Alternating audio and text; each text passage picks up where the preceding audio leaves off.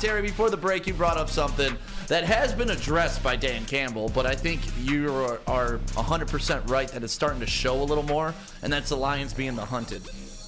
It's an adjustment you got to make as an NFL team when people go from, it's the Lions. Like, the Lions went from being the perennial trap game, like, hey, we can't overlook the Lions even though we're playing our divisional rival next week, to now it's, hey, the Lions are circled on the calendar, especially for the Green Bay Packers after what you did to them in their house earlier this season. Right. And that adjustment's tough for some teams. That's the next level, how right? How many times, and this did happen a few times back in the day, did the Lions beat Green Bay with Aaron Rodgers and Brett Favre?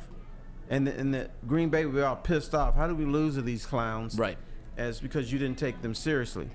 I don't think the Lions took the Bears and the Packers seriously. They gave up early scores. They were behind. They were behind the 8 ball. That's a team that's not focused. And Dan Campbell said, I did not have my team prepared. He's correct. He did not have them prepared the correct way. You got to, the Lions are, I think they're a team that's a little bit sheltered, a little bit pampered. They're getting all kinds of love in this town. Right. Before these 2 games. And no matter what happens, when that happens, you lose that edge. The Lions have to get the edge. Aaron Glenn is not a guy that likes to blitz. But when you see what's happened these last few games, you have to say, okay, we've got to make some adjustments. Now, the offense needs to make some adjustments because now you got to protect Jared Goff.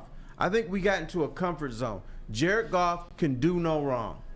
Yep, I was in that comfort zone. Every time he dropped back, you felt it was going to be a complete pass for 15 yards. Every time. Correct.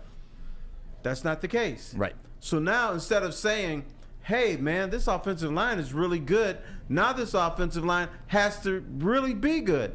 It's funny to me that when the Lions' offensive line was beaten up, injured, had bandages hanging from their asses and everything, they were better than they are almost completely healthy. How does that happen? It's because you've lost your edge. And I was thinking on the way in here, one thing that, I always try to look for the positive, the silver lining and everything. And one thing I was thinking of is the Lions are an 8-3 team. And everybody's acting like they're losers. Everybody's acting like they can't win another game. I've heard people say they're only going to win 2 more games this season. So even at 8-3, the Lions can still carry that underdog, nobody believes in us mentality. And I think that may be important for the rest of the season because this is not a comfortable 8-3. So I hope the Lions use that to push themselves even further than just falling back and being comfortable being 8-3. Because nobody's praising them right now at 8-3. So I don't see them getting comfortable because, to your point, the 2 times they have, they've lost 3 games, but the first game they lost, they were getting all types of praise coming off of Kansas City. Mm-hmm. And then what happened? Seattle came, punches you right in the mouth. Right. But and you still what went to happened overtime. After that? The Lions are flukes. It's not going to happen. They're done. Right. And then they're world beaters again because they went into Tampa Bay and beat a winning team at that time. But then they go get smoked by the Ravens. And now all of a sudden, it's done again. It's done again. And then they're world beaters again. They came back. They went to L.A. on the road, did a shootout with one of the best quarterbacks in the league, Justin Herbert. Oh, the offense that they have out there. Okay, they're good. Oh, they came back. Good. This team has resolve. Now they lose. Well, season's over. So I want people to enjoy the ride. And I feel like the better the Lions get, the worse the fans are getting. Right, because, there's still some stench on Lions fans from the 60 years of incompetence. Every time something bad happens, you don't think the good is going to come again, or you're afraid it's not going to come again.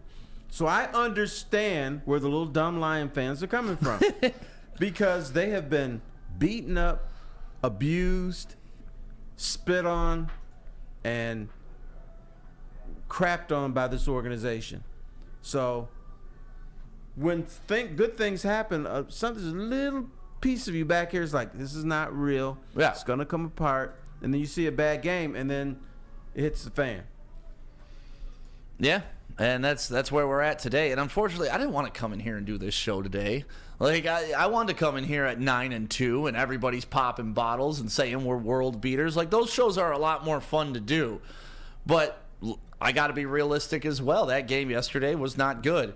And if it was a one-off, I wouldn't mind it. But the fact that it's been back-to-back like that, I'm starting to get a little concerned. But I'm definitely not going to stop believing in this team and that they can make the proper adjustments to figure it out. I don't stop believing that Dan Campbell can coach football because he makes a dumbass call on 4th and 4 from your own 25. But, it's only a dumb call because it didn't work. Yeah, I know. He would have been a genius if it works, but that was a dumb call. No, big boy. He did the exact same thing against Kansas City. Nah, they weren't down. No, but they were at the 17-yard line. That's different then. You're playing with house money when you're up. When you're down like that, chasing a team. It's still a bad move. I agree. It's dumb either way. Sometimes doing dumb shit works out. I understand that. Believe me, that's my entire life. It's played out that way. But sometimes doing dumb shit gets you hurt. Right. But, the other thing, Dan Campbell has been such a gambler, quote unquote. He's not a gambler anymore. It's like the element of surprise is gone. When it's 4th and 2, and everybody's they're in punt expecting formation, you're like the defense. I don't know. They're going for it. So they're ready. They're almost not in special teams formation, but in defensive formation because they know that the Lions are going to go for it. Yeah, that's what I said yesterday. Like, if you're going to go for that, send your damn offense out there, right? Right. Wouldn't you rather have the ball in Jared Goff, Jahmyr Gibbs, Amon-Ra St. Brown's hand than Maben? Right. Reeves Maben? It was a tough call yesterday, and that was kind of the breaking point. And with all this being said, the Lions only lost by 7 points. As bad as they have played. Yeah, but it was a little fake touchdown at the end. No, they were not in position really to win that game. They still lost by 7 points. But if you don't make that, history will show they lost by 7 points. That's in the record book. But maybe if he doesn't make the quote unquote dumb play, maybe it goes in overtime at least and they have a shot to win. Right, or you kick some field goals along the way instead of trying to go for it on 4th down all the time. Dan Campbell, that's the one knock I've had on him. I'm a Dan Campbell guy. I love everything about this guy. When he's tearing up on Monday Night Football, I'm tearing up with him while he's talking about his guys. But you could go back and watch the post-game shows with me and Anson since the guy got here. It's like you cannot put your team in positions to fail. Your job as a coach is to only put them in the best position to win. And that didn't do it this past game. Yeah, he's got to learn. Maybe he should go a month or so without a fake punt or a fake field goal. And then you add the element of surprise. And maybe, we're talking about, Dan Campbell, he's really conservative on those 4th down plays. That's when you hit him. Because now the defense, in my mind, Green Bay was like, they weren't looking for a punt. They're like, they're going to run the ball. And They did. Because they knew this is what he does. No surprises here. We got your stuff, baby. Yeah, let's get. You want to talk to some callers today, Terry? Sure. Because I feel like people got to vent. I feel like people got to vent this out. I mean, last night on the post-game show, like a couple people called in, like, "Hey, can you please convince me that it's not that bad?" It's like they're 8-3. You know what? I'm a man of the people. The people. Let's hit the people at some point. All right, 313-552-6322 is the phone number. That's 313-552-6322. You want to get to some of this audio that we have from the guys? Yeah, we can do that. Why don't you just cue them up, however you want to throw them out there, JB, and tell us what they're about. So here, I will send you guys first one. This is Dan Campbell on the loss, just reflecting. Just got to get back to what we do, playing a little more rhythm, and it's not. This isn't something where I want to get into panic mode.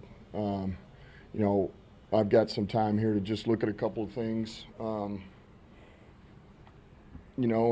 see where we can get a little more efficient. But at the same time, this is the same team that's been here all year. Offense, defense, Goff's the same quarterback. We clean a couple of things up, and I think we'll get back in a rhythm and be just fine. And that's what you want out of your leadership, right? I mean, you want a guy that's not going to panic and be a fan with this stuff. You want him just kind of keep going, keep hammering forward, especially when you're 8-3. If he was up there selling snake oil, I think we'd have a different conversation about what's going on right now, right? Yeah, and he sold snake oil before. He sold it. With what?